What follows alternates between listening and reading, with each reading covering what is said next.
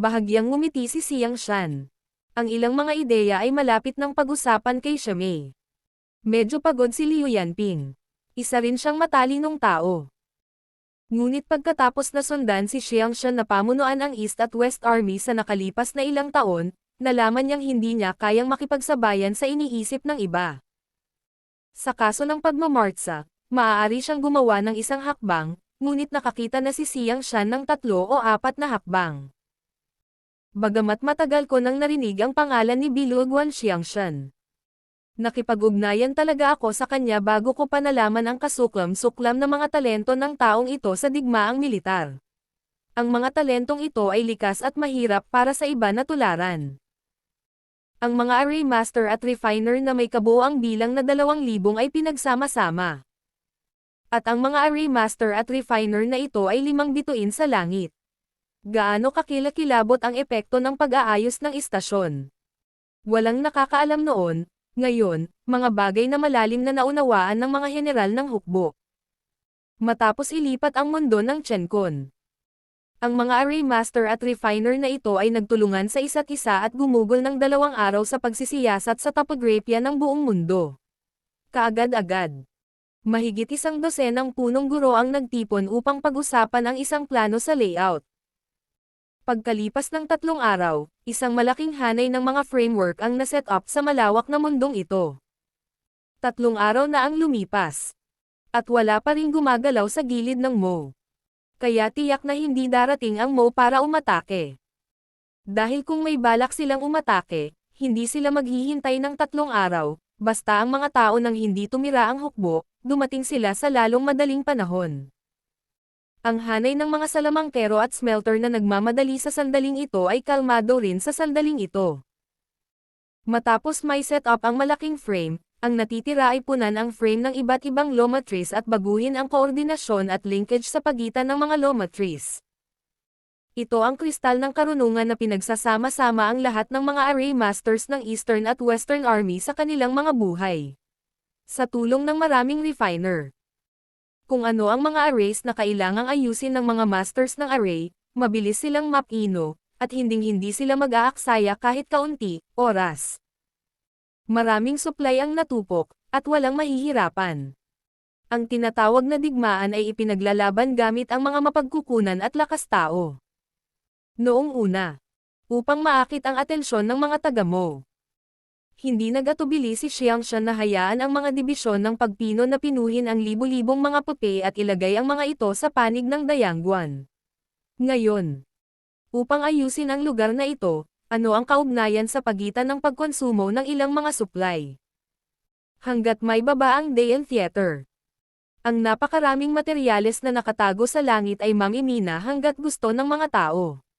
Natatakot ba sila sa kakulangan ng mga mapagkukunan sa oras na iyon? Ang mga pagsisikap ngayon ay para lamang pagbabalik sa hinaharap. Lumipas ang oras at lumipas ang 5 araw. Libu-libong law circle ang naidagdag sa buong mundo ng Chenkon. Sa ilalim ng pagpapala ng mga lupon ng batas na ito. Ang mundo ng Chenkon, na orihinal na kalat-kalat at makikita sa lahat ng dako sa kawalan, ay tila nababalot ng pakiramdam ng lamig at panganib. Ito ay ilang araw lamang. Ito ay naiisip na kung mas maraming oras ang ibibigay sa array mages, mas maaayos nila ang legal array ng mundong ito at gagawin itong mas matatag. Ang mga taong Mo ay nakatayo pa rin. Ito rin ay tulad ng inaasahan ni Xiang Shan at ng iba pa, kaya hindi kakaibang makita ito. Mula sa kailaliman ng malayong kawalan. Mayroon pa ring mabangis at mabangis na pagbabago-bago ng enerhiya sa panapanahon. At kahit na sa isang mahabang distansya, lahat ay maaaring malasahan ang mapanganib na kapaligiran na nakapaloob sa mga pagbabago. Iyon ang naging resulta ng pakikipaglaban ng ninuno sa Panginoon. Mahigit kalahating buwan nang naglalaban ang 2 supreme na ito, at hindi pa natatapos hanggang ngayon, at walang nakakaalam na tatapusin nila ang labanang ito. Hanggang sa isang tiyak na sandali, ang tuloy-tuloy na aftershock ay nagpatuloy, at ito ay biglang huminahon, at walang resulta upang maihatid ito. Sa sandaling ito, hindi mahalaga ang lahi ng tao o lahi ng Mo, hindi sinasadyang tumingin sila sa direksyon ng nakaraang alon, at halos lahat ay naglagay ng kanilang puso sa kanilang mga lalamunan. Tapos na ang dalawang matinding labanan. Sino ang nanalo? Sino ang nabubuhay at sino ang namamatay? Ang pagtatapos ng digmaang ito ay maaaring may kaugnayan sa hinaharap na kapalaran ng mga sundalo ng dalawang komunidad. Sa hindi mabilang na mga mata na nanonood. Isang nakasisilaw na streamer ang lumipad patungo rito mula sa kaibuturan ng malayong kawalan. Nang makita mo ang streamer, malayo ka pa sa limitasyon ng iyong paningin, ngunit maaari kang tumawid sa bilyon-bilyong milya sa isang iglap, at kumurap muli, mas malapit. Napataas ang sangkatauhan, at natakot ang mga taong mo. Kung wala siya, ang gayong nakakasilaw na streamer ay malinaw na ang kaluwalhatian ng mga ninuno ng tribo, at ang Panginoon ng Mo ay hindi makakagawa ng mga ganitong eksena. Tamang-tama, sa paglapit ng liwanag na iyon, sapat na upang mabaligtad ang kapaligiran ng langit. Walang duda na ito ang ninuno ng sangkatauhan. Maraming taong Mo ang malapit sa kalaban. Hindi nila alam kung ano ang kalagayan ng Panginoon, ngunit ang mga ninuno ng sangkatauhan ay bumalik, ngunit ang Panginoon ay hindi nawala, halatang hindi ito napakahusay. Sa oras na ito, kung ang mga ninuno ng sangkatauhan ay sumalakay sa kanila, hindi sila makakalaban kung wala ang hari na nakaupo sa bayan. Sa ilang sandali, ang kapaligiran ng pagkasindek ay tumagos sa loob at labas ng lungsod. Ngunit ang ikinagulat ng lahat ng mga Mo ay ang mga ninuno ng tribo ay hindi nilayon na salakayin sila noong nakaraan. Sa halip ay lumipat sila palapit sa hukbo ng tribo at agad na bumulusok sa mundo ng Chenkon, na wala. Nang makita ang eksenang ito, nakikita ang lahat ng may-ari ng domain ng Mo people. Ang mga ninuno ng Terran ay nasugatan, at ang mga pinsala ay tiyak na hindi magaan, kung hindi, hindi sila papansinin. Sa ganitong paraan, ang sitwasyon ay maaaring hindi kasing sama ng iniisip nila. Ang mga ninuno ng tribo ay nasugatan hanggang sa puntong hindi na sila muling makapana. Paano ang kanilang mga Panginoon? Nang ganoon ang kanilang pag-iisip. Mula sa direksyon kung saan nagmula ang mga ninuno ng sangkatauhan, isang madilim na masa ng tinta ang tahimik na dumating sa gilid na ito nang hindi alam kung kailan. Kung ikukumpara sa hitsura ng mga ninuno ng tribong etniko, ang hitsura ng monarko ng tribong Mo ay medyo palihim. Ang domain master na may kakayahang umangkop sa isip ay nahulaan sa sandaling ito na ang Panginoon ay natatakot na siya ay malubhang nasugatan tulad ng mga ninuno ng sangkatauhan. Kung hindi, hindi siya kikilos ng maingat. Pagkalapit ng prinsipe, napansin ng mga Panginoon ng kaharian na ang kanyang hininga ay hindi matatag at siya ay malubhang nasugatan. Ang Panginoon ng mga domain ay sumugod at nag-escort. Kasabay nito, kinakailangang iulat ang paggalaw ng Terran Army kasama ang Panginoon, at hilingin sa kanya na magpasya kung paano lutisin ang gayong sitwasyon, kung ito ay nakikipaglaban o nagtatanggol. Sa oras ng ulat, ang mga may-ari ng domain ng dalawang paksayon ay nagpahayag ng kanilang mga opinyon at gumawa ng maraming ingay. Nanas ang prinsipe noong una. Sa sandaling ito, nakita niyang maingay ang kanyang mga Panginoon. Biglang parang bulkan ang kanyang dibdib. Ang Panginoon ay kahanga-hanga. Malamig na nag-swipe sa mga mukha ng mga may-ari ng domain na ito, ninais ng Panginoon na patayin silang lahat isa-isa para mapawi ang galit sa kanyang puso. Sa labanang ito, labis siyang nagdusa mula sa mga patriyarka ng sangkatauhan. Mula nang ma-promote siya bilang prinsipe. Iisa lang ang kanyang karanasan sa pakikipaglaban sa mga ninuno ng sangkatauhan. Sa makatuwid. Kahit na siya ay may lakas, kapag nakikipaglaban sa mga strongmen ng parehong antas, ito ay palaging mahirap na gamitin ang kanyang angkop na lakas. Dagdag pa, ang ninuno ng tribong iyon ay lubos na hindi makatwiran upang labanan, kaya ang pakikipaglaban sa mga araw na ito, siya ay palaging pinipigilan. Sa ilang mga pagkakataon, siya ay namamatay at buhay, pabayaan, ang dalawang itim na pakpak sa likod niya, sa sandaling ito ay may mahinang paghatak. Ang mga pakpak ay halos mapunit ng mga ninuno ng sangkatauhan. Sa pag-iisip tungkol sa eksena noong panahong iyon, medyo kinilig ang Panginoon. Ang ninuno ng tribong iyon ay isang baliw. Bagamat isa lang ang kanyang karanasan sa pakikipaglaban sa 9 ranks of humankind. At ito ay 30,000 taon pa rin ang nakalipas, gayunpaman, alam din niya na, halimbawa, ang labanan sa pagitan ng hari at ng mga ninuno sa antas na ito ay karaniwang hanggang sa punto. Wala talagang lalaban ng desperadong kaninuman. Pagkatapos ng lahat, ang antas na ito ng malakas na tao ay talagang kailangang gamitin ang lahat ng kanyang lakas, walang sino man ang makakontrol, walang sino man ang makakagarantiya, sa huli, dapat ay siya mismo. Ngunit ang babaeng ninuno ng lahi ng tao na iyon ay hindi pareho. Gusto lang niyang magtrabaho ng husto sa kanyang sarili, simula sa sandaling magkakilala sila. Sa kabutihang palad, hindi siya naging hindi handa. Pagkatapos hulaan na ang Terran Army ay nagnanais na bawiin si Daen. At ang Terran na ninuno ng hukbo ay ang orihinal na nakaupo sa bayan ng Yinyangguan, nakipag-ugnayan na siya sa Panginoon ng Yinyang Theater sa pamamagitan ng sarili niyang Mo Chao. Siya ay hindi kailanman naglaro laban sa mga ninuno na dumating kasama ang Terran Army, ngunit ang Panginoon ng Yin at Yangguan ay ang kanyang matandang kalaban. Pagkatapos ng ilang palitan, nakakuha siya ng maraming mahalagang karanasan mula sa Panginoon ng Teatro ng Yin at Yang, at natutunan ang tungkol sa iba't ibang paraan ng ninuno ng tribo. Ito ay sa pamamagitan ng pag-asa sa impormasyong nakuha ng maaga na makayanan niya ang marahas na opens iba ng mga ninuno ng Terran at mailigtas ang kanyang buhay. Sobrang nahihiya pa.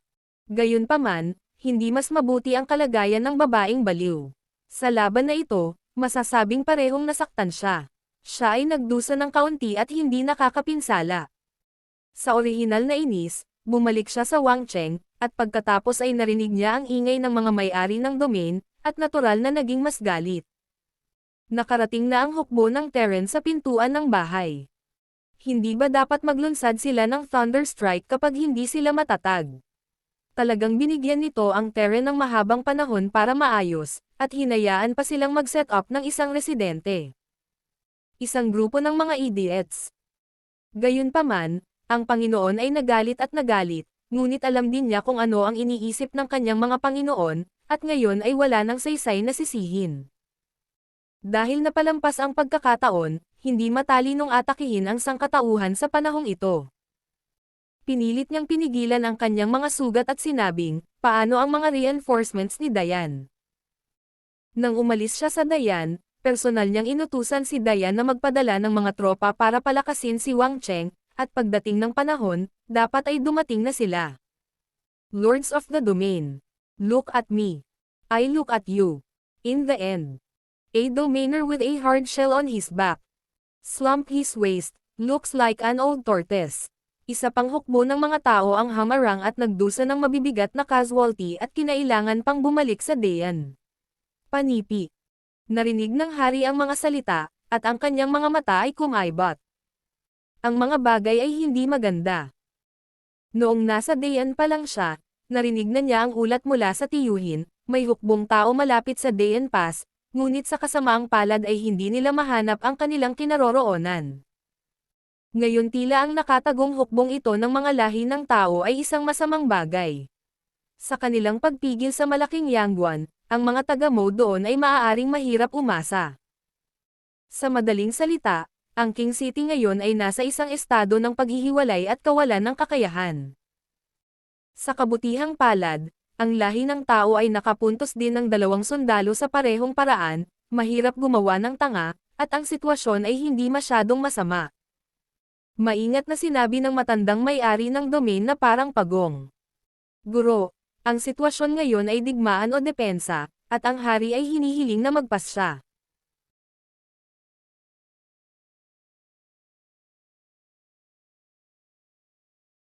Marshall Peak Kabanata 5226.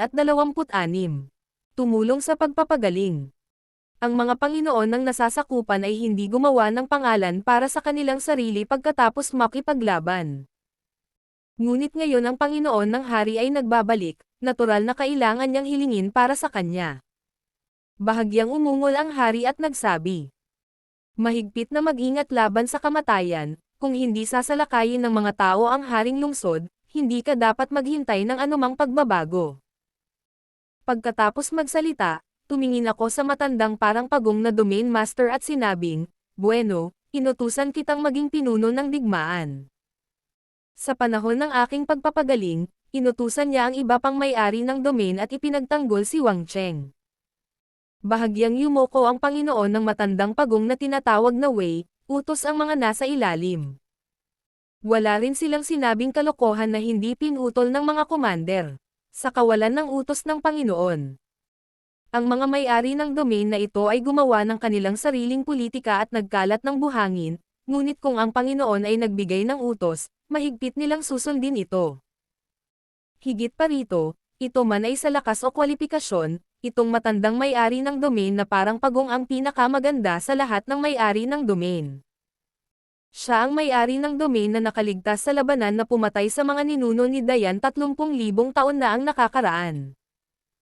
Ang ganitong uri ng pakikilahok ay hindi lamang basta pakikilahok sa labanan upang madaig si Dayan, ngunit direktang pakikipaglaban sa mga ninuno ni Dayan. Bagamat 3 galaw lang ang kanyang nalabanan. Ang halagang ibinayad ay isang buong 800 taon ng pagtulog. Sa kanyang likod, isang matigas na shell na parang shell ng pagong, isang malaking puwang ang nakakabigla at hindi pa siya nakabawi. Iyon ang peklat na iniwan ng mga ninuno ni Dayan. Bilang isang may-ari ng domain, ang kakayahang mabuhay sa mga kamay ng kanyang mga ninuno ay ang kabisera ng kanyang mga kapantay. Sa makatuwid, hinirang ng hari si Zhon bilang konsul, at ang iba pang mga may-ari ng domain ay taos-puso at kumbinsido. Member din siya ng conservatives dati. Ito ay tiyak na dahil sa kanyang checks and balances na ang pangunahing mga masters ng larangan ng digmaan. Na-account para sa isang malaking bilang, ay walang paraan upang magpadala ng mga tropa sa mga tao. Pagkatapos magutos ng hari, agad siyang bumalik sa pugad ng Mo sa Wangcheng City. At pinagaling ang sarili upang gamutin ang mga sugat. Sa isang pagkakataon, isang malaking halaga ng mga materyales ang ipinadala sa pugad ng Mo ng mga taong Mo, inilagay sa Moki, at naging kapangyarihan ng pugad ni Mo. Ang ideya ng Panginoon ay simple. Ngayong napalampas na ang pinakamagandang pagkakataon sa Opens iba. Hindi na makabuluhan ang pag-atake sa Terrans. Depende sa posture ng mga Terrans. Tila hindi nila sasalakayin ang King City sa ilang sandali, at ang dalawang panig ay hindi maiiwasang papasok sa isang mapayapang panahon ng paghaharap. Maari niyang samantalahin ang pagkakataong ito para gumaling ang kanyang mga sugat. Sa labanan, medyo nagdusa siya mula sa mga ninuno ng sangkatauhan, ngunit kung ikukumpara sa bilis ng pagpapagaling, siya na may antas ng hari na si Mocha ay hindi maihahambing sa mga ninuno ng sangkatauhan.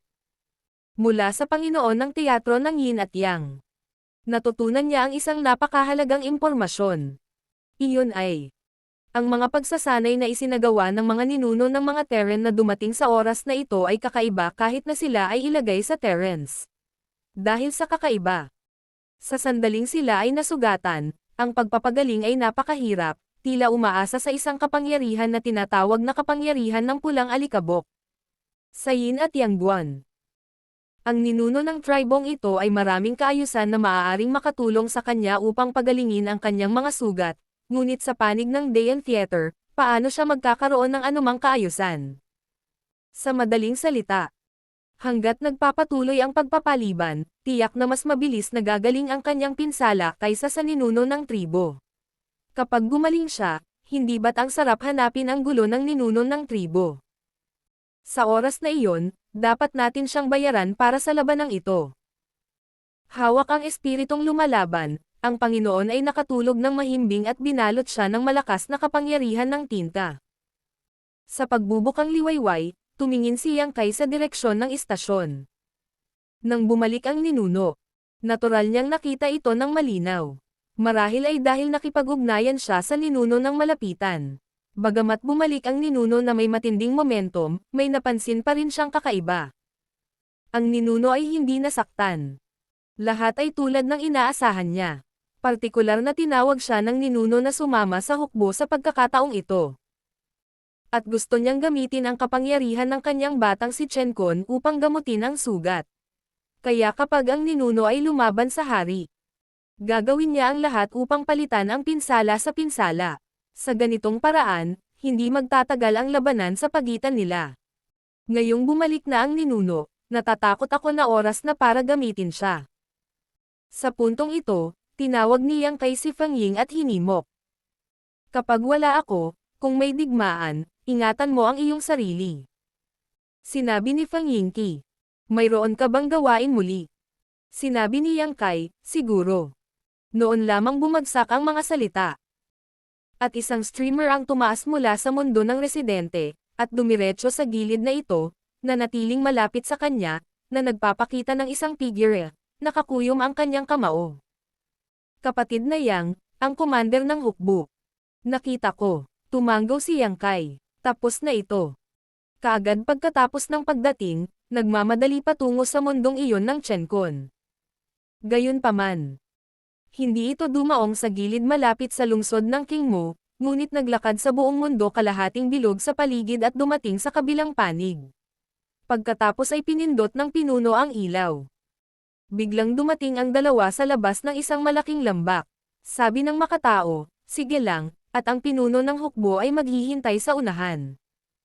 Nagpasalamat si Yang Kai at dumiretso. Hindi nagtagal ay nakarating na sa bakana ng lambak.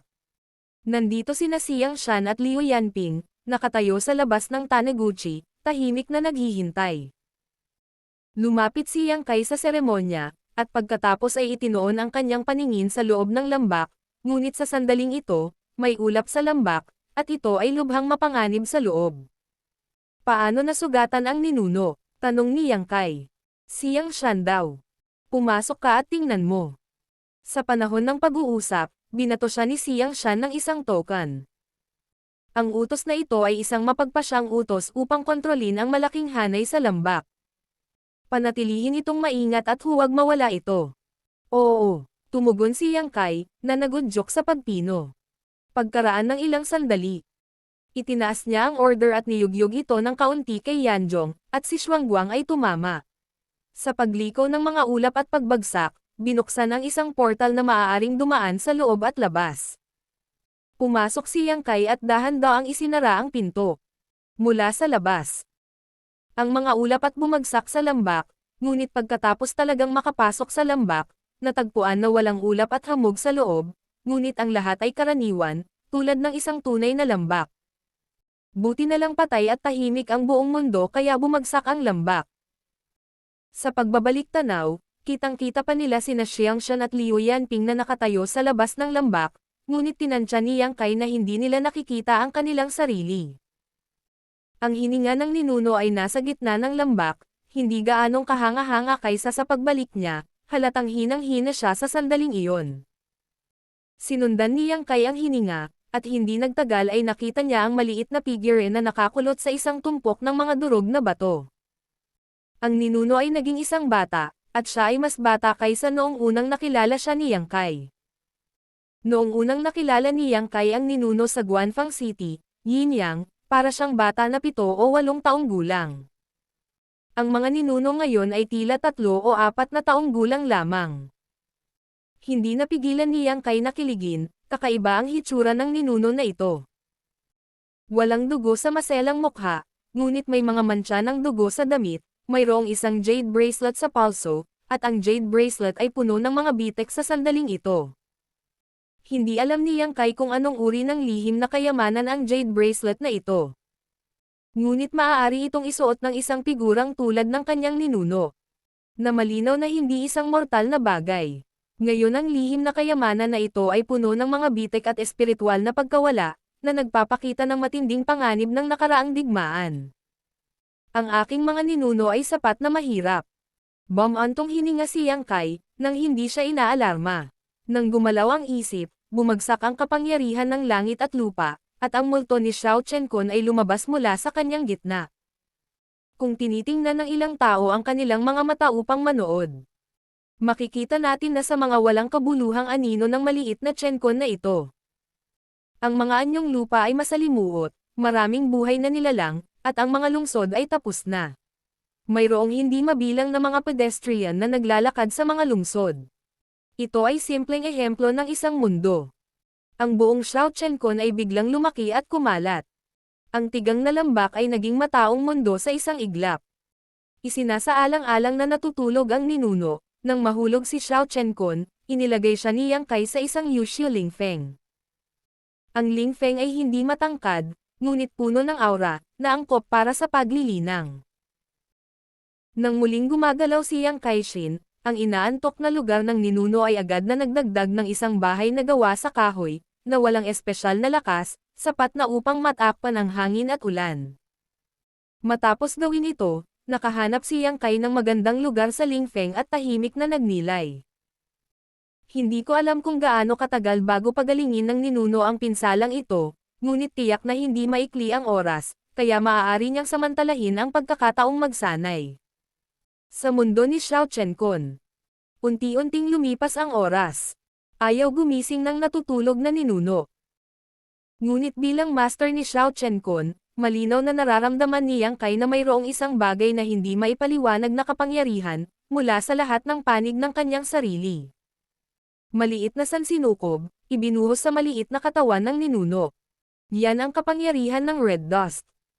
Medyo nag-aalala pa rin siya na kung ipapatira niya ang kanyang mga ninuno sa tigang na kabundukan at ligaw na bundok na ito.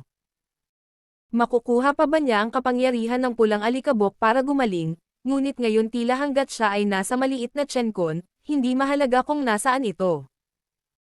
Kung iisipin, ang tinatawag na Red Dust Power ay isang mahiwagang kapangyarihan lamang na ipinanganak mula sa pagdami ng mga buhay na nilalang, at natural na pupunuin nito ang buong munting mundo. Kaya kahit malayo ang lugar na ito, naroon pa rin ang kapangyarihan ng pulang alikabok. Siyempre, kung maaari kang mabuhay sa mataong pulang alikabok, ang kapangyarihan ng pulang alikabok ay magiging mas matindi. Naisip ni Yang Kai Ben na ang mga araw ay magpapatuloy ng walang kabuluhan, hanggang sa araw na nagising ang ninuno. Gayunpaman, pagkaraan ng isang araw, biglang iminulat ni Yang Kai ang kanyang mga mata at tumingin sa ibaba ng bundok. May isang nayon sa ibaba ng Lingfeng ito. Kabilang sa mga ito, mayroong higit sa 100 ng mga kabahayan, na lahat ay nakatira sa pagputol ng kahoy para sa pangangaso. Sa panahong ito, maraming mangangaso ang pumunta sa Lingfeng para sa pangangaso. Para sa kanya, hindi siya makikialam sa lahat ng bagay sa Xiao Chenkun. Kahit na siya lamang ang Panginoon ng mundo. Ang prinsipyo ng sariling operasyon ng mundo, ang interference ay sadyang humantong sa ilang hindi inaasahang resulta. Maraming mangangaso ang kadalasang nangangaso sa ibaba ng gilid ng bundok. Ang bilang ng biktima sa Lingfeng ay sapat na sapat na upang mabuhay ang mga mangangaso. Ngunit sa pagkakataong ito ang mangangaso na dumating upang manghuli ay tila malas. Wala siyang nakitang biktima, kaya umakyat siya ng kaunti sa bundok kaysa karaniwan. Sa pagmamasid sa kanyang ruta, kung hindi ito papansinin ni Yang Kaiji, malapit na siyang makarating sa kahoy na bahay kung saan siya nanirahan sa kanyang mga ninuno. Sa oras na iyon ang Orion ay kailangang tingnang mabuti. Hindi maaabala si Yang Kaiji sa pagpapagaling ng ninuno. Nang magtapon na sana siya ng bakas ng loghouse, biglang nagpadala sa kanya ng mensahe ang inaantok na nuno. Napakalabo ng ideya kaya hindi man lang mahulaan ni Yang Kai kung ano ang ibig sabihin nito. Malinaw, ang ninuno ay hindi gising sa oras ng mensahe, ngunit isang instinctual na reaksyon lamang. Bahagyang sumimangot si Yang Kai, bahagyang nag-alinlangan, at nagpas siyang panoorin itong magbago.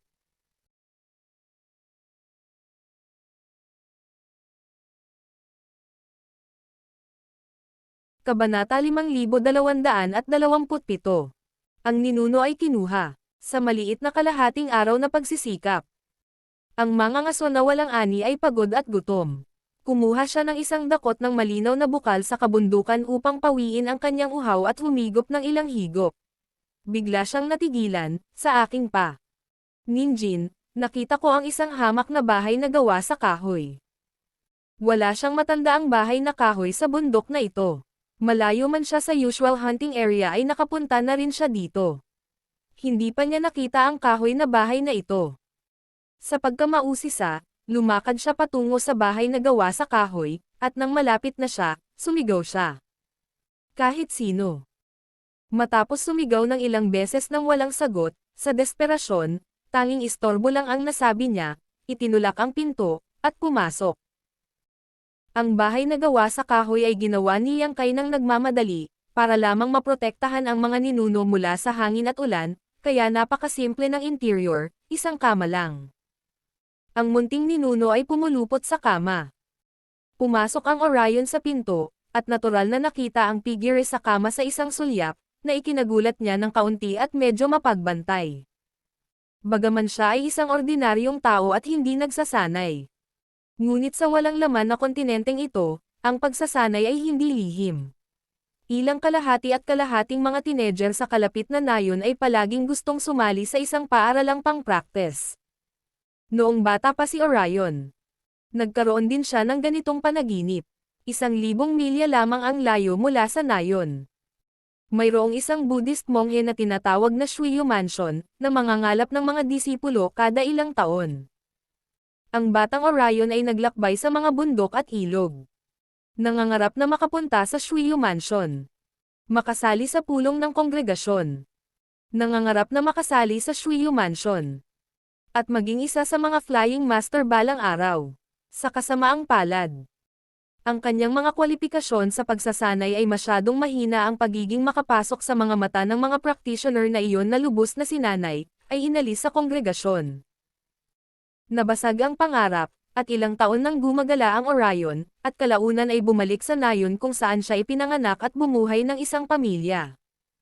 Kung ikukumpara sa ibang mga ngaso sa nayon, isa rin siyang taong nakakita ng ilang eksena. Hindi lamang niya alam na may mga practitioner sa mundong ito, ngunit alam din niya na may isa pang kakaibang pag-iral sa mundong ito. Halimaw. Sinasabi na ang ilang mga halimaw ay nagsasanay ng sapat na mahabang panahon upang mag-transform sa anyo ng tao. At hindi ito nakikita ng mga ordinaryong tao. Sa kanila, ang fox spirit ang pinaka. Sinasabing ang fox spirit ay ang babaeng mahilig magpaganda, mag-hook up sa bata at malakas. Kaya nang makakita ako ng kakaibang bahay na gawa sa kahoy sa ganoong lugar, at may bata sa kahoy na bahay, ang unang reaksyon ng Orion ay nataman niya ang halimaw. Napangiwi siya dahil sa anit. Ang mga maalamat na halimaw ay mabuti at masama, ngunit hindi siya sigurado kung ano ang mga halimaw na mabuti at kung ano ang mga halimaw ay masama.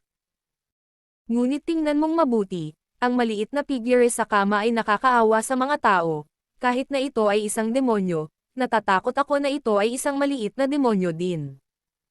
Malaki na ako, natatakot ako na hindi siya magtatagumpay. Ang pag-iisip ay bumalik, at ang gulat sa isip ni Orion ay nawala ng husto. Binalak niyang lumabas ng tahimik. Kung tutuusin, hindi niya matukoy kung demonyo ang kontrabida, ngunit nang lalabas na siya ng cabin ay bigla itong bumagsak. Narinig niyang medyo mali ang paghinga ng maliit na lalaki sa kama. Pangangaso sa buong taon. Hayaan siyang magkaroon ng malalim na pag-unawa sa biktima sa bundok na ito. Maraming mga biktima ang nataman ng husto. At ang tunog ng paghinga na ito ay pasulpat-sulpat at mahina kapag sila ay namatay. Ang Orion ay nag-alinlangan. Maya-maya, nagngangalit na lang siya at humakbang pasulong, at ilang hakbang lang ay lumapit sa gilid ng kama.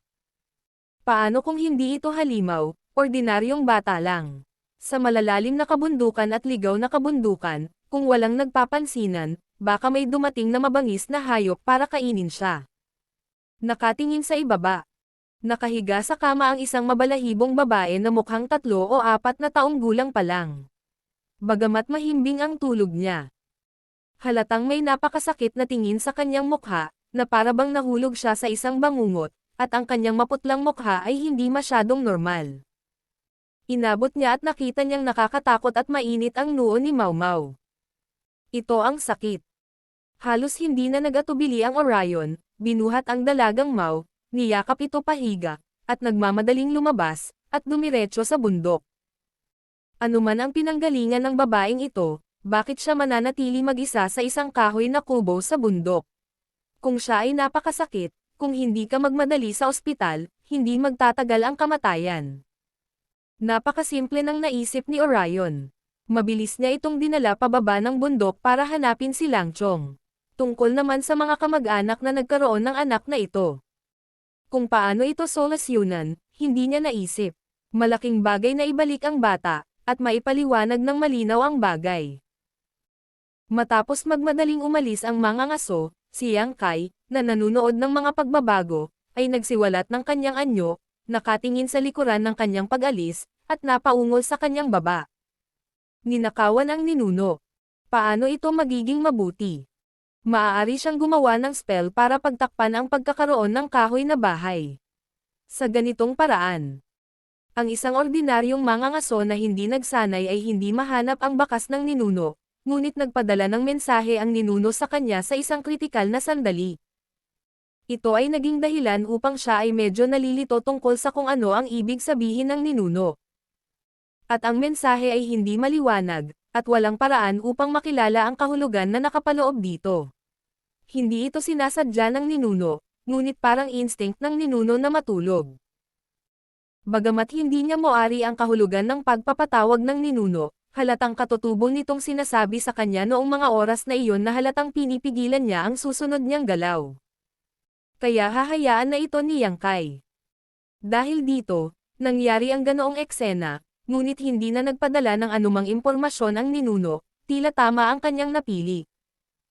Gayunpaman, hindi ito maaaring baliwalain, may tatago lamang ni Yang Kai ang kanyang katawan at sumunod sa likod ng Orion. Sa halos buong araw sa pag-akyat sa bundok. Mahigit 1 oras lang ang pagbaba sa bundok.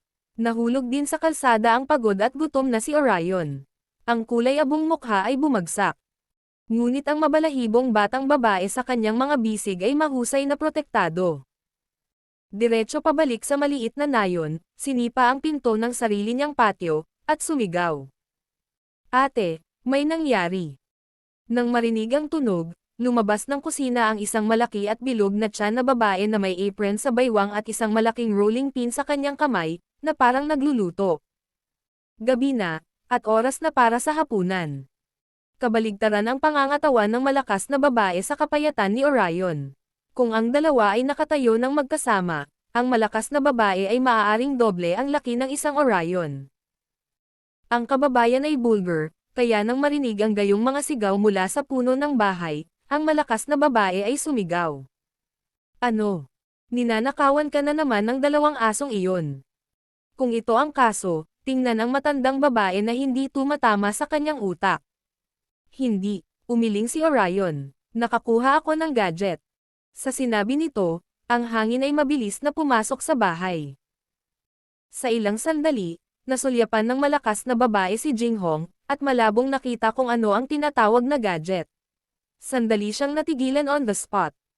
Nang makapasok ang puno ng bahay sa bahay, sumigaw ang malakas na babae at tumalikod at sumugod. Si Xiaoqing. Sa bahay. Sa pasimulang kama. Ang ninuno ay tahimik na nakahiga. Natatakpan ng maraming balat ng hayop. Sa tabi ng kama, ang Orion at ang malakas na babae ay nakatitig sa 2 mata, tinitigan ang maliit na sandali, nakatingin dito little oo, parang nawala agad yung petit.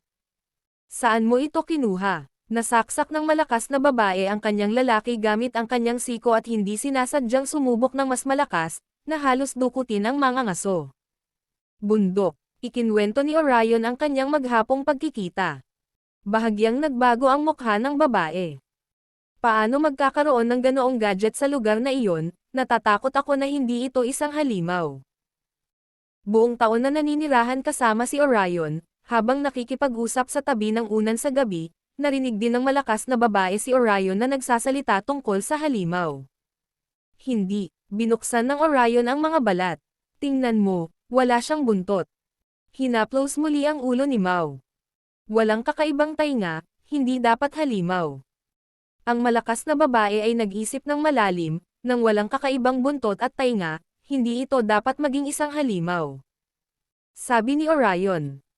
Tingnan ang damit ng babaeng ito, parang mula sa isang malaking pamilya, at nakomatos siya ng ganito mula nang madiskubre siya.